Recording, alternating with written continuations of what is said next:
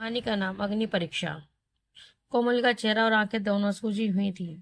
ऐसा पहली बार नहीं था। अक्सर उसका शराबी पति नशे में उसके साथ मारपीट करता। 5 बच्चों की माँ कोमल मेरे यहाँ साफ सफाई का काम करती थी। क्यों पीटता है? आज मुझसे रहा ना गया।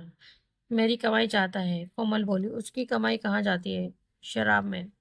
ऑटो चलाकर जितना कमाता है वह ये क्या कम पड़ता है? मैं 4 घरों में काम करके किसी तरह घर खर्च चलाती हूँ। कुछ बचता ही नहीं, कहाँ से दूँ? बदमाशी हो गई। कोमल से मुझे रुसानुभूति थी, साथ में गुस्सा भी। क्या जरूरत थी 5 बच्चे पैदा करने की? सुनकर वह शर्मा गई। जबरदस्ती करता है मेरे साथ। बीवी हूँ इसलिए चुप रह जाती हूँ, नहीं तो क्या करती? कुछ नहीं, बड़ी आसानी से कह दिया उसने। प्रतिरोध तो कर सकती थी। आगे कहती रही, मोहल्ले की सभी औरतें रोजाना अपने मर्दों की जबरदस्ती की शिकार होती हैं।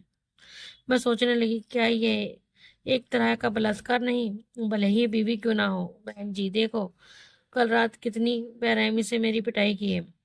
उसने अपनी पीठ दिखाई। सचमुच उसके पीठ पर बेंत के लाल निशान पड़े थे।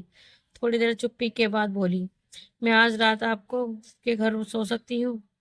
मुझे उस पर दया आ गई। स्त्री का कोई धर्म नहीं होता, लिहाजा बिना ज्यादा कुछ विचार किए हामी भर दी।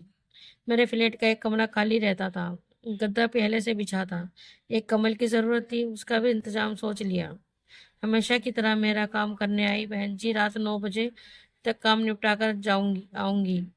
इस बीच मेरी विचार प्रक्रिया बदल चुकी थी। हकीकत में भावनाओं को पीछे छोड़ दिया। एक रात सो लेने से क्या बदल जाएगा? मैं समझी नहीं बहन जी। क्या वह तुम्हें मारना पीटना छोड़ देगा? मैं तुम्हें सबक दिखाना सिखाना चाहती हूँ। एक रात नहीं रहूंगी तो दिमाग ठिकाने लग जाएगा। देखती हूँ कैसे 5 बच्चों को संभालता है। उसके चेहरे से टपकते नादान आत्मविश्वास पर मैं चकित थी। एक रात बाहर रहोगी तो तुम्हारा मर्द तुम्हें कुछ नहीं कहेगा? क्या कहेगा उल्टा?